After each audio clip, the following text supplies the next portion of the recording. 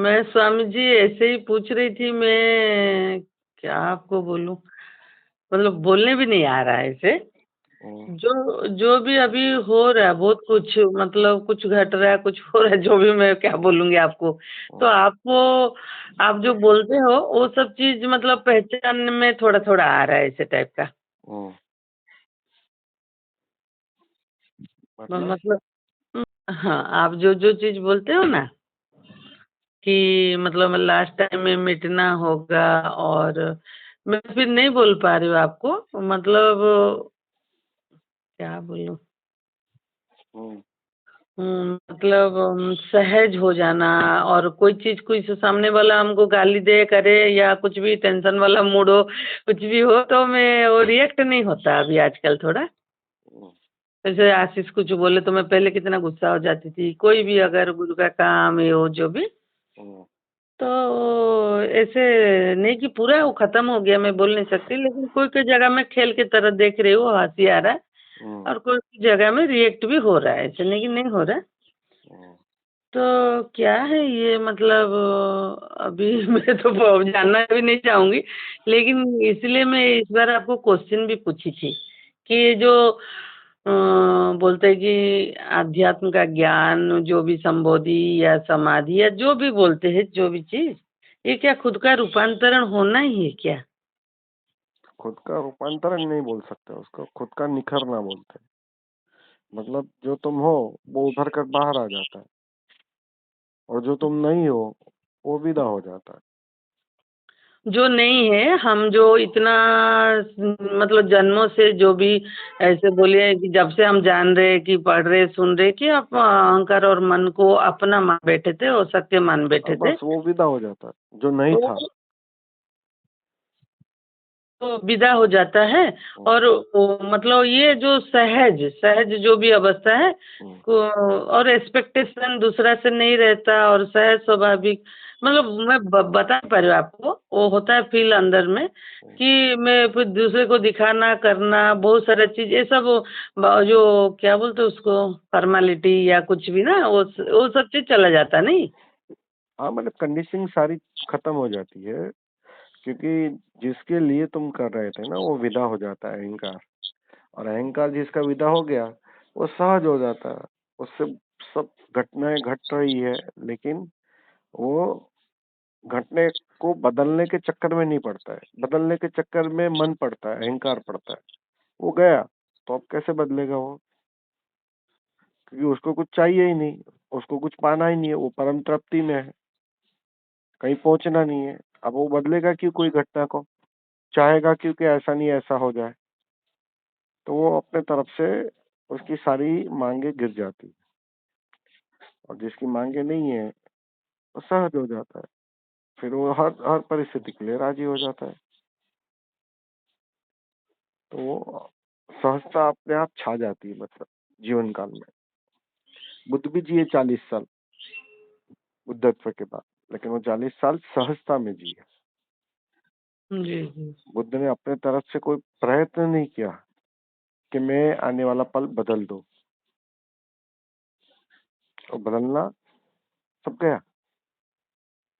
एक सहजता, एक बचपन फिर से लौट आता है। बच्चा भी सहज ही होता है बिल्कुल। उसे हम्म फिक्र ही नहीं होती अगले पल की कि क्या होगा कैसा होगा, पापा के पास पैसा है, मम्मी के पास पैसा है या नहीं है। वो कोई फिक्र नहीं होता है। उसे पता भी नहीं होता अगले पल का। वो सहज होता है। जी जी। तो बिल्कुल वो सहजता बचपन फिर से लौट आता है, और उसी के इर्द गिर्द तुम जीते हो, उस सहजता में।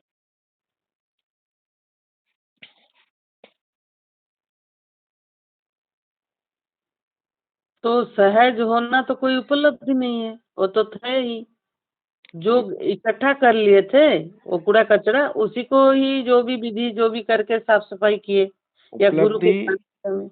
उपलब्धि जैसी कोई चीज नहीं होती है ना। उपलब्धि क्या करनी है? बुद्धत्व तुम्हारा स्वभाव है, समाधि स्वभाव है, आनंद स्वभाव है। ये सब उपलब्ध थोड़ी होता है। तुम हम्म सहज हुए तो ये सब तो तुम्हारे अनुभव होने लगते हैं। सहज नहीं हो, असहज हो। उसी का नाम संसारी, उसी का नाम कर्ता। असहज का मतलब ही इतना है। ये वो असहज में तुम जी रहे थे, अब तक असहज में जीने को ही सब कुछ होना मान रहे थे। ये भ्रांति थी, ये बेहोशी थी। अब तक असहज ही में जी रहे थे। मन के साथ जीना मतलब असहज होकर जीना। मन गया तो वही सहजता फिर से लौट आती है। तो वो सहजता आ गई, बात खत्म हो गई। फिर कोई उपलब्धि थोड़ी होती है, कुछ मिलता थोड़ी है, वो फिर से लौट आई अवस्था।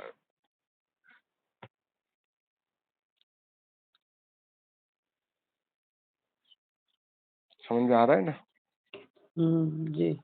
तो सहजता आएगी, वापस फिर से लौट आएगी।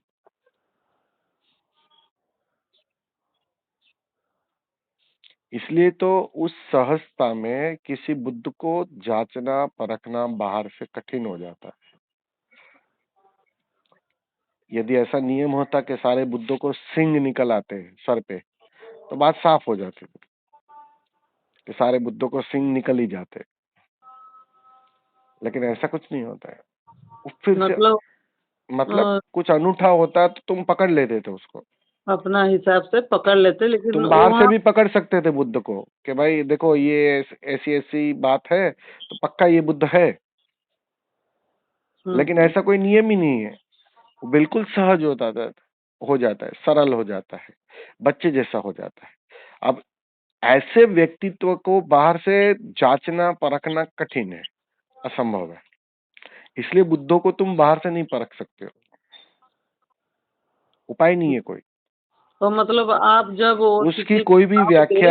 कोई भी व्याख्या पिछले बुद्ध से कर ही नहीं सकते हो। अब बुद्ध ने जो हम्म, किया कबीर ने नहीं किया, कबीर ने हम्म, जी किया वो नानक ने नहीं किया, फरीद ने नहीं किया, ओशो ने नहीं किया। और उसके हम्म। बाद भी कोई बुद्ध होगा तो वो बिल्कुल वो श्रृंखला में नहीं आएगा। मतलब उसको जांचने परखने का कोई उपाय ही नहीं है तुम्हारे पास। हाँ, मतलब आप कंपेयर कर सकते हो, मतलब उनका एटीट्यूड, आचरण जो भी बोलिए वो अलग हो सकता है, लेकिन सत्य तो एक ही है ना। वो जो भी भाषा बोलेंगे तो तो वही वही लेकिन वो चीज। सत्य को जानने के लिए तुम्हें उस सत्य में प्रवेश करना पड़ेगा, उसके पहले वो समझ में नहीं आएगा। हाँ, ये बात तो आप बोल रहे हो कि तब तक हम परख ही नहीं सकते बुद्ध फिर को। तो बाहर के एटीट्यूड से कैसे पहचानोगे? हम्म। मतलब कोई उपाय नहीं उन वो कोई होने भी के बाद। उपाय नहीं है, कोई भी। कोई उपाय नहीं। तो ये स्वामी जी, जैसे नदी नाव संयोग या बोलते, चाहे ओशो आए चाहे आप आओ, कोई भी जीवन में गुरु आता है तो अपने मिटने का ही कि हमको मिटाता है।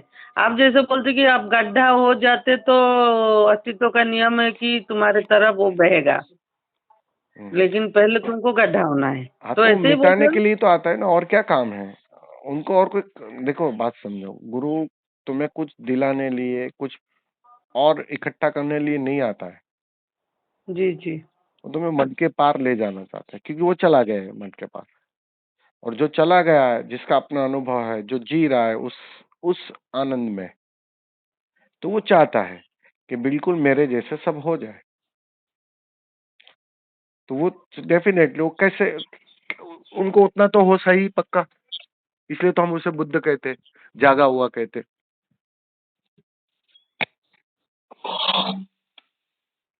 हम जागा हुआ क्यों कहते हैं? क्योंकि इतना पक्का है उसे कि समझ में आ रहा है कि क्यों ये अवस्था उपलब्ध हो रही है, ये घटना घट रही है, क्योंकि मन चला गया, अमनीय अवस्था है। अब वही चीज, मतलब उनको पता है कि भाई इसी के कारण स्वास्थ्य है। मन मतलब बीमारी, मन गया तो स्वास्थ्य है। तो तुम्हारे लिए भी वो स्वास्थ्य की दुआ करता है, तुम्हारे लिए भी वही कोशिश में लगा है कि कैसे कर ये मन चला जाए, ताकि आपकी भी बीमारी चली जाए, आप जी भी जी। स्वस्थ हो जाओ। तो उसकी कोशिश तो यही है ना, और कोई प्रयत्न थोड़ी है। बाकी कुछ भी वो प्रयत्न करेगा देने का, तो उसे पता है मन बनेगा, और मतलब तुम और बड़े बीमार बनोगे, और कुछ नहीं। पहले तुम संसारी बीमारी थे, संसार के बीमार थे, अब अध्यात्म के बीमार हो जाओगे अगर कुछ भी उसने दिया तो। वो जानता है, इसलिए वो काटता है, तुम्हें हर जगह से समाप्त करता है, तोड़ता है। बेचैनी लाता है गुरु, क्योंकि वो मुक्ति चाहता है। अगर मुक्ति चाह नहीं होती गुरु की कि तुम भी मुक्त हो जाओ, तो उसे बेचैन करने की क्या जरूरत है? भीड़ इकट्ठा कर लेता, अच्छी अच्छी बातें कर लेता, साधक को जो पसंद है वही बात कर लेता, भीड़ यूं चुटकियों में इकट्ठा हो जाती, क्योंकि भीड़ को तो वही चाहिए। स्वामी जी आशीर्वाद दे दो, कहां से दाए आशीर्वाद? वो मरने का आशीर्वाद दे सकता है, मिटने का आशीर्वाद दे सकता है कि मिटो, लेकिन वो आशीर्वाद तुम लेने को तैयार नहीं हो।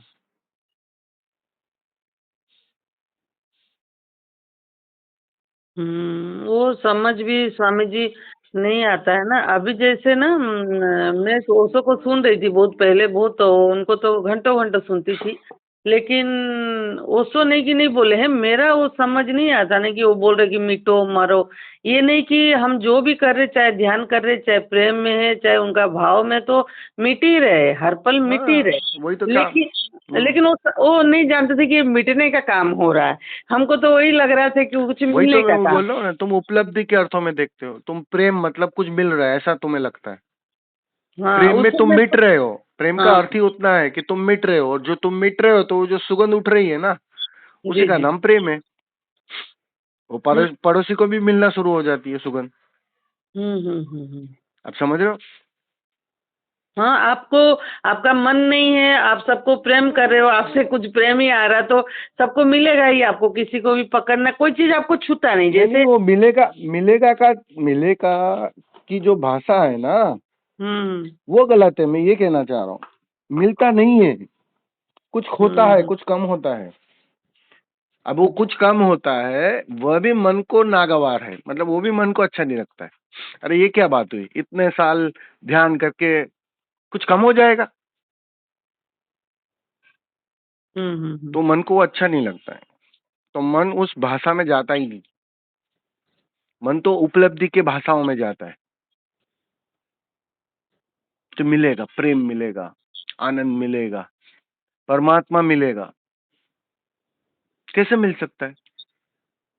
जो मिला हुआ है उस वो कैसे मिल सकता है? तो स्वामी जी, जो मिला हुआ है वो कैसे मिल सकता है? मतलब जो हम सांप को रस्सी, मतलब रस्सी को सांप मान बैठे हैं, मतलब जो मन और अहंकार को जो सत्य मान बैठे, वही खाली डिलीट होता है, जो साधना करते या गुरु का प्रेम में पढ़ते या सानिध्य में रहते। जो नहीं था वो, मतलब वो नहीं हो जाता है। जो था वो तो था ही, पहले जो है वो वो निखर है, कर बाहर आ जाता है, निखर कर बाहर आ जाता है। बस हाँ। इतनी सी बात है। और हम्म। यही मूल्यवान है। हम्म। अब भाषा की ये भूल होती है ना, उसको मूल्य बताना तो पड़ेगा मुझे। मतलब स्वीकार भाव बढ़ जाता है, सर्व स्वीकार, जो जो भी हो रहा, परमात्मा जो भी कर रहे, मतलब वो पता नहीं, मैं बोल नहीं पा रही हूँ जो भी शब्द में। कोई बोल नहीं पा रहा है, आप क्या? सहजता फिर से लौट आती है, और उस सहजता में तुम जीने लगते हो तो बात पूरी हो गई, उसके लिए राजी हो तो बात पूरी हो गई।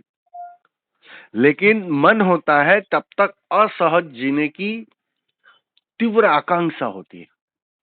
हम्म, मन का मतलब ही है असहजता। जी जी। अमनी का मतलब ही इतना है कि सहजता फिर से लौट आई। अब तुम उस सहजता के लिए राजी ही तब होते हो ना। वो समझ में भी नहीं आता ना उस समय, हम्म। जो भी हो। वो तो धीरे धीरे कभी कभार जो भी आप आए बोल के। अभी देखिए, आप जो बोल रहे हो वो हम लोग गूगल मीट 1 साल हुआ आसपास अटेंड किए, तो सुने, तो अभी वो जो सुन रहे हैं, तो वो गुणधर्म ही बदल गया। मास्टर वही बोल रहे कि मिटो, मरो, तुमको मिटना है। मतलब उनका हर भाषा में यही है, लेकिन वो समझ उस समय नहीं था, तो वो घुस नहीं रहा था जैसे आपको। सीधी सी बात है, वो समय पर ही घुसता है ना। वो तो वो समय आने पर, परिपक्वता आने पर हथौड़ा चलाया जाता है, और वो जीवित गुरु हथौड़ा चलाता है, और जैसे जी। ही वो चलाता है वो व्यर्थ के पत्थर गिर जाते हैं, वो सारी कंडीशनिंग गिर जाती है। तो ये हाँ। वो तो समय ही काम करेगा ना। वही शब्द आप 10 साल पहले सुने होंगे तो कभी आपने सुना ही नहीं होगा, और वही शब्द आज चोट करेगा क्योंकि उसकी समझ आ गई, उसकी परिपक्वता आ गई।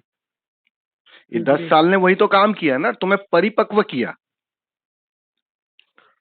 और उस परिपक्वता का जो परिणाम है कि आप अस्तित्व जब आयोजन करेगा तुमसे गुरु के मिलन का, तो बात आसान हो जाएगी।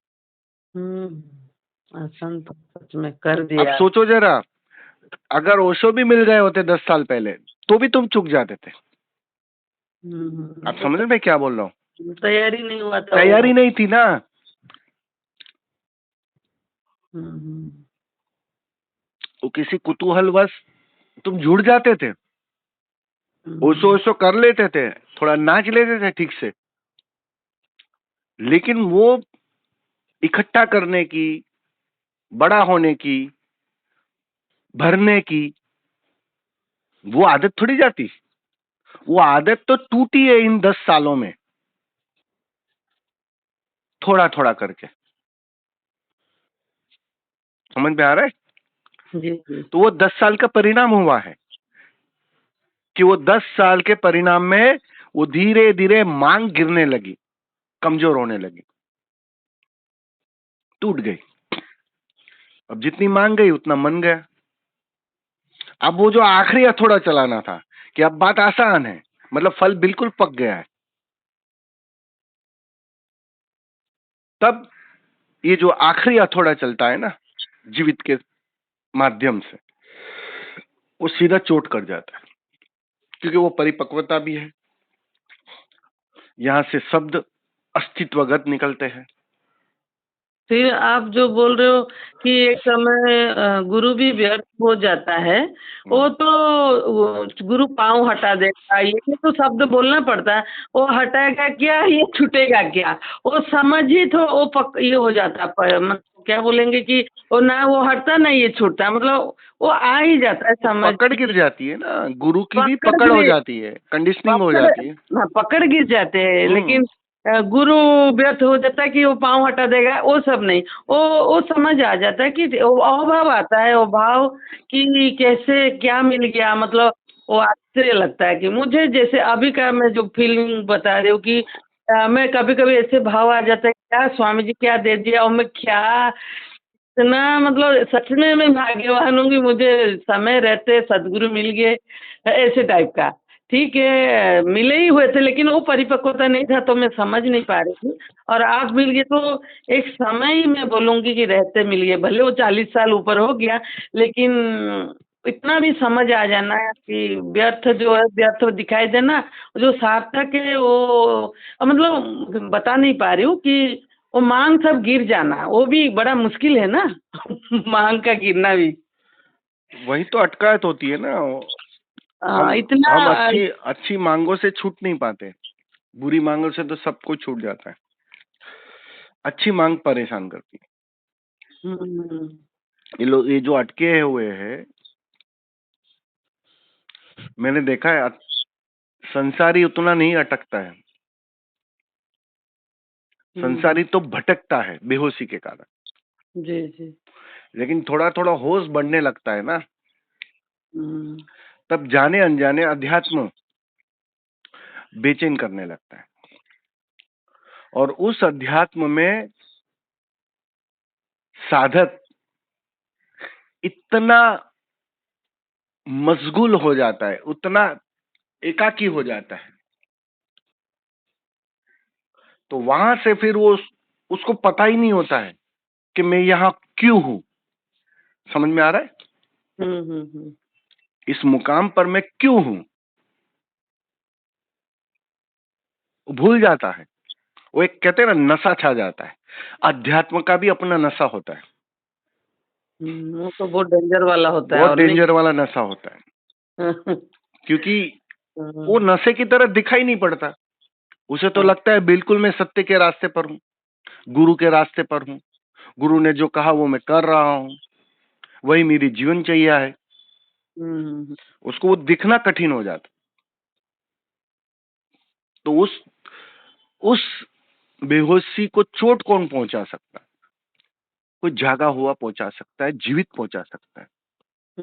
अब ओशो की एक एक बात को आप सुनोगे ना, जी जी, एक एक लेक्चर को आप सुनोगे, तो आप तो आपके मन को जो भाएगा उसी को पकड़ोगे। वाह, देखो देखो, उसने वही तो कहा जो मैं जी रही हूं। अब जो दूसरा पहलू है, उसके संबंध में जो चोट करनी है वो कौन बताएगा? अब ओशो तो बीच में आ नहीं सकते उस ऑडियो के कि भैया इसको जरा जोर से सुनना, ठीक से सुनना। वो तो जो कहना था कह गए। और आपको कैसे हुआ? आप भी तो भर ही रहे थे कि आप मतलब मेरा बोलने का है थी कि आप आए हमारे जीवन में कि हम जब एक्सट्रीम मतलब क्या बोलेंगे, अहंकार से भर ही रहे थे साधना और समाधि ये सब को उपलब्धि के ये से तो हमें तो आप मिल गया कि हाँ कि अभी नहीं, ये भरना नहीं, ये भी व्यर्थ है। तो आपको भी तो कुछ बताया होगा ना, आप ऑटोमेटिकली आपको पता चल गया कि मतलब ये भी व्यर्थ है, संसार तो व्यर्थ था ही और ये आध्यात्मिक व्यर्थ है, ये कैसे पता चला? वो तो गिर गया। मैंने कहा ना कि वो ध्यान करते करते वो समझ इतनी गहरी हो गई। ऐसा कोई जीवित गुरु नहीं था मेरे पास। वो तो है। हाँ, ओशो से डेफिनेटली जुड़ा था।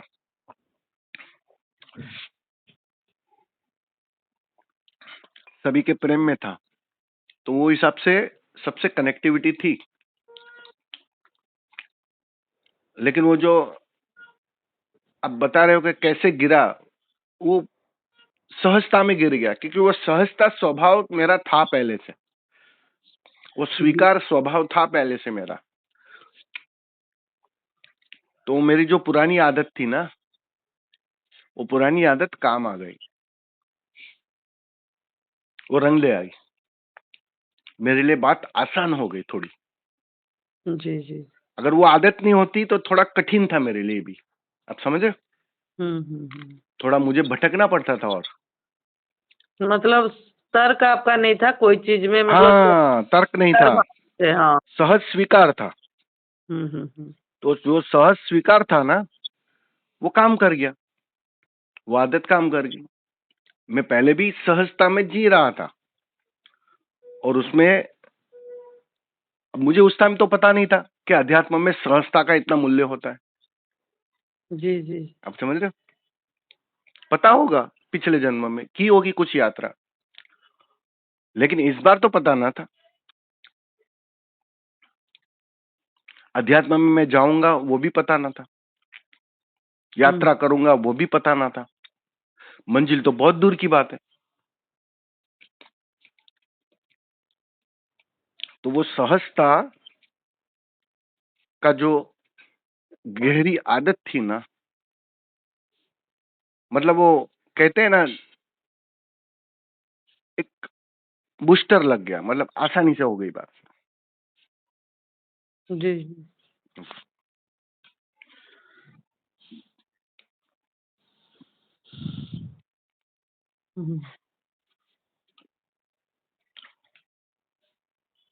मतलब जो ओशो भी बोले, जो 4 टाइप का घोड़े होते हैं ना, नहीं, वो हंटर दिखाना पड़ता, एक को मारना पड़ता है, ऐसे आपको सिर्फ वो ड्राइंग से ही हो गया, दिखाने हो गया नहीं काम, छाया ने काम कर लिया। शायद ने काम कर लिया। हंटर की जो छाया थी ना, हम्म। उसने काम कर लिया, जी जी। तो आसान हो गई बात। हम्म। हम्म। बहुत सुंदर।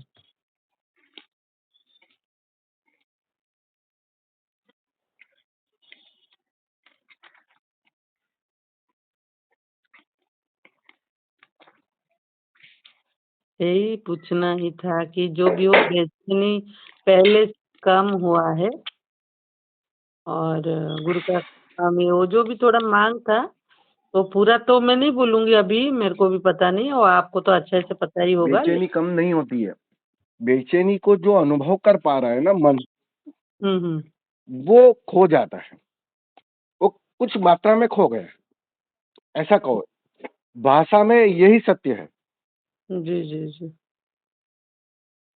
कम ज़्यादा के चक्कर में वापस हो गए। हुँ? बेचैनी come hello? Hello? Hello? Hello? हाँ। बेचैनी कम होती है, जी, जी। इस भाषा का उपयोग किया ना, हुँ, हुँ। तो वापस यही गलती हो जाएगी।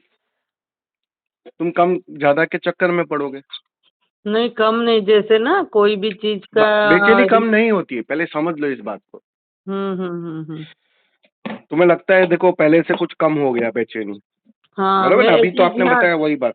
हाँ, कि रिएक्ट सामने वाला जो भी बोल दे तो मुझे मैं स्वीकार करती हूँ, हँसी आता है कि चलो समझ नहीं पा रहे, जो भी हो कि मैं रिएक्ट नहीं करती हूँ। मेरे को ना प्रॉब्लम था ना स्वामी जी, नहीं, मैं नहीं, वही दूसरे तो को मैं क्या बोल रहा बोलूँ? हूँ, वही तो मैं बोल रहा हूँ। मरा हुआ व्यक्ति रिएक्ट नहीं करता है। हुँ, हुँ। तो वो पहले जितना मन था भाग्य लक्ष्मी का, जी, जी। वो किसी अर्थों में मिटा, कुछ अर्थों में, कुछ जी। मात्रा में मिटा, हुँ, हुँ, हुँ। मरा। अब सीधी सी बात है, वो मरा, तो अब मरा हुआ तो रिएक्ट करेगा नहीं, हुँ, हुँ, हुँ, हुँ। तो वो मिटना हो रहा है, मन का मिटना हो रहा है। हाँ, भाषा अलग-अलग है। आप जैसे क्या बोलूँगी स्वामी जी तो रिएक्ट तो कुछ नहीं हो रहा और जो ये भी पहले कहीं मैं करूँ तभी होता है मतलब बहुत सारा चीज़ मतलब ऐसे अभी एक चीज़ का फ़ील हो रहा है कि नहीं वो हो ही रहा है और आ रही हूँ मतलब वो हो ही रहा और अच्छा से हो रहा है। पहले से मैं बहुत लगा के सबके पीछे पड़े रहती थी। अभी अचानक कहाँ से आ जाते सब मतलब मैं कुछ कोशिश नहीं करूँ इस बार मेरा भाभी मेरी खुद का बड़ी भाभी बैठी थी गूगल मीट में और मैं कि मेरे दीदी के पीछे पड़ी हूँ वो गुरु ली है कब से वो करे ये करे लेकिन मैं भाभी में मतलब ये भी इमेज भी नहीं की थी कि वो आएगी अभी जो आई और आपको सुनी और इंटरेस्ट ली और वो खुद गूगल मीट मतलब कल अटेंड किया। आप शायद जगन्नाथ महाराणा देखे होंगे।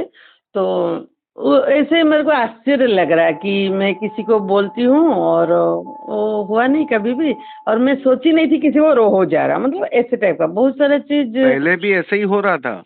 हाँ, लेकिन वो मैं नहीं जान पा रही थी ना। नहीं, वो तुम बीच-बीच में आ रही थी।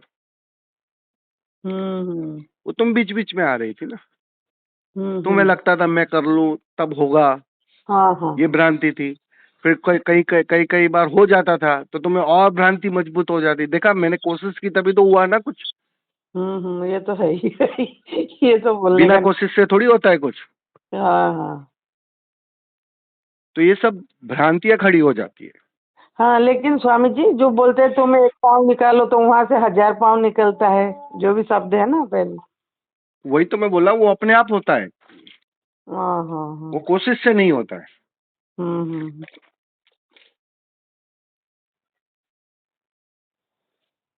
हुँ, मतलब हम ही भर बाधा है। और कौन है? हाँ। मैं तुम्ही को तुमसे छुड़वाने आया हूँ। हुँ, हुँ, हुँ।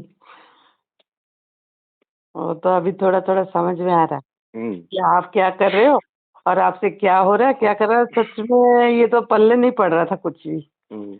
कुछ भी क्या मतलब जो भी हो, जो था वो कंपेयरिंग था, ये बुद्ध पुरुष को वो बुद्ध पुरुष के साथ मतलब वही तो ऐसे मैं बोल टाइप रहा हूँ, उसमें ज़्यादा उलझ जाते हो तुम। तुम हाँ, मतलब बुद्धों हाँ। को बाहर से परखना जब से शुरू कर देते हो ना, तुम समझ हुँ, लेना मन एक बहुत बड़ी चाल में कामयाब हो जाता है। जी, जी। इस बात को समझ लेना। हुँ। मन अब देखो बाकी सब जगह से मन हार जाता है। हुँ, हुँ, हुँ। अब तुम जीवित के पास आ ही गए, हुँ, हुँ, हुँ। किसी जागे हुए के करीब चले ही गए, कहीं भी जाओ, सवाल वो नहीं है। हुँ, हुँ, हुँ। अब होता क्या है कि अब मन के पास कोई उपाय नहीं बचता, क्योंकि वो सूरज के करीब आ गया, अब उसको जलना ही है, मिटना ही है। हुँ, हुँ, तो वो जो हुँ। आखिरी दाव होता है ना उसका, वो यही होता है, वो पिछले वालों से कंपैरिजन करवाना शुरू कर देता है। अरे देखो, ये कोई हो सकता है, पैंट के अंदर बैठा है, धोती कुर्ता में होना चाहिए, हुँ, हुँ, हुँ। दाढ़ी तो होनी ही चाहिए। हुँ, हुँ। समझ रहे हो? हुँ। एक मतलब एक अलग ही चाल ढाल, ये सब जो चित्रण है ना बुद्धों का, जो खड़ा किया जाता है ना, वो आखिर में बाधा बनता है। इसको कहते हैं ज्ञान बाधा बन रहा है। हुँ। पहले का जो ज्ञान अब बाधा बन रहा है। वो तो इन्फॉर्मेशन जो पहले का। वही हुँ, कबीर ऐसा करते थे, नानक ऐसा करते थे, बुद्ध ऐसा करते थे, ऐसा उठते थे, ऐसा बैठते थे। बहुत डिटेल मतलब में दिया है, बहुत डिटेल में दिया है उसका। तो वो सुन लिया आपने, उसने बहुत सुंदरता से उसका विवरण किया है। हुँ, अब हुँ। वो आपने बहुत बार सुन लिया, वो हुँ, बैठ हुँ। गया है गहरे अंदर, वो ज्ञान बहुत गहरे बैठ गया है। हुँ, हुँ, हुँ। अब तुम्हारी मुसीबत कहाँ होती है कि तुम्हारे सामने कोई बैठा हो ना, जागा हुँ, हुआ, तुम बुद्ध की वो सारी कल्पना उस पर थोपना चाहते हो कि ऐसा ही होना चाहिए, हुँ, हुँ, हुँ। इससे और बिल्कुल अलग नहीं होगा वो। हाँ, कभी वो ज्ञान था, लेकिन बाद में वो कचरा बन जाता है। डेफिनेटली मतलब कभी यहाँ ठीक है। यहाँ तक लाने के लिए वो कीमती था। मैं वही तो बोलता हूँ कि कब सीढ़ी राह का पत्थर बन जाता है तुम्हें समझ में नहीं आता है, जी, जी। और कब राह का पत्थर सीढ़ी बन जाती है वो भी तुम्हें समझ में नहीं आता। ये दोनों चीजें चलते रहती है। ट्रेन में बैठना भी होता है, पकड़नी भी होती है, बैठना भी होता है, और मंजिल आने पर ट्रेन से उतरना भी होता है, ट्रेन को छोड़ना भी होता है। ये दोनों काम, विपरीत काम तुम साथ में ही करते हो ना। जी, जी। तुम ही करते हो, कौन करता है और? ट्रेन में जब बैठते हो तो वो चेयर, वो जिस कुर्सी, जो जो आपका सीट है, उसके लिए कितना पागलपन होता है। कोई बैठ गया तो उसे झगड़ा करते हो तुम, हुँ, हुँ। मेरा सीट हुँ, है? और मंजिल आ गई, बनारस आ गया जहां उतरना है, उतर गए, फिर पूछते भी हो, उस तरफ देखते भी हो, सीट की तरफ। हुँ, ठीक। अब समझ रहे हो? हुँ, हुँ। बस ऐसा ही। हुँ, तो ये विपरीत चीजें कैसे कब एप्लीकेबल होती है ना, वो सीधा इस मन के साथ तुम समझ ना पाओगे। तो उसके लिए कोई ऐसा व्यक्ति तुम्हारी भीड़ में कोई ऐसा चाहिए कि जिसके पास मन ना हो, जी, जी। जिसने अभी अभी मन खोया हो, उसी को हम जागा हुआ कहते हैं।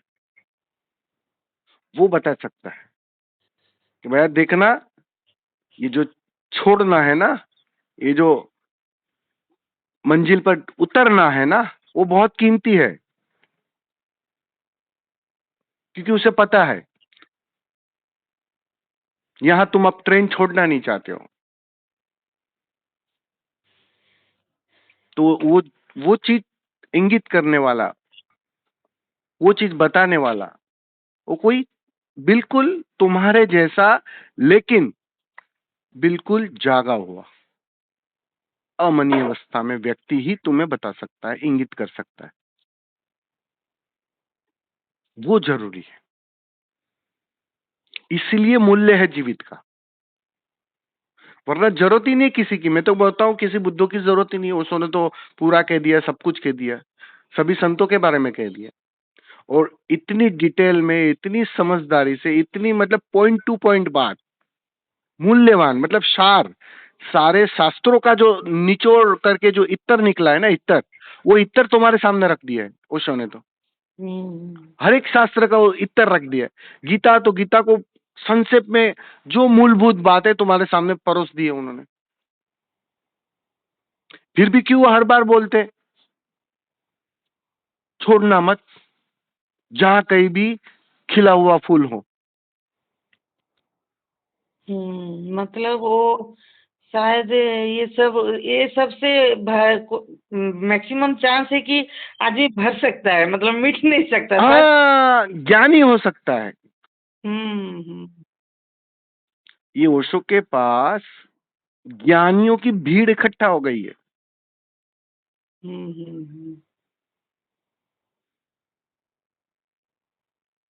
जी। वो ज्ञान अब परेशान करता है। ज्ञान भी बाधा बनता है और आखिर में गुरु भी बाधा बनता है।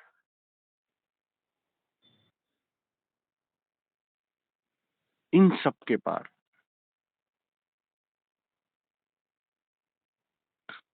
वो जो अपदीपो भव बुद्ध ने कहा है ना, वो इसी संबंध में कहा है कि तुम ठीक है मुझे गुरु की तरफ चुन भी लेना, बुद्ध ने यही कहा।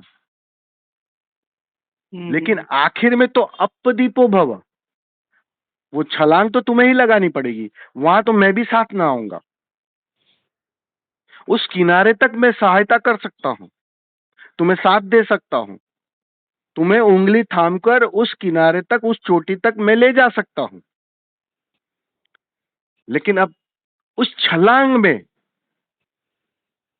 मैं तुम्हारे काम ना आऊंगा, और अगर मैं साथ में रहूंगा तो तुम छलांग लगा ना पाओगे। आनंद के साथ यही तो घटना घटी ना। वो छलांग लगा ही ना पा रहा था क्योंकि बुद्ध करीब थे। वो बच्चा जब तक माँ बाप की उंगली थामता है ना, तब तक बड़ा नहीं हो पाता है। वो अपने पैरों पे खड़ा नहीं हो पाता है। वो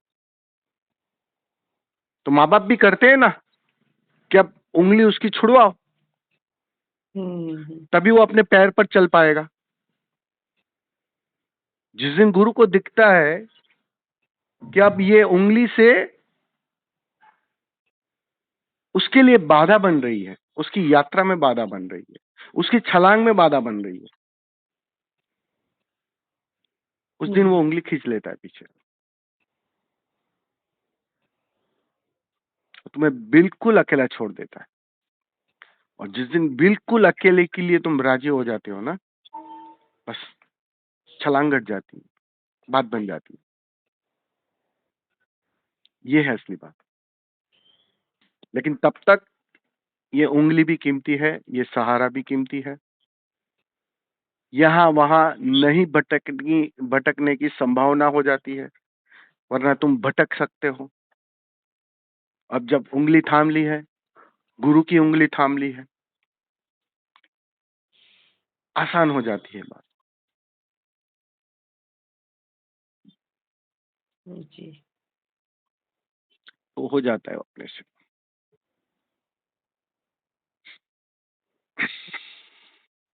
थैंक यू। चलो ठीक है। प्रणाम। प्रणाम।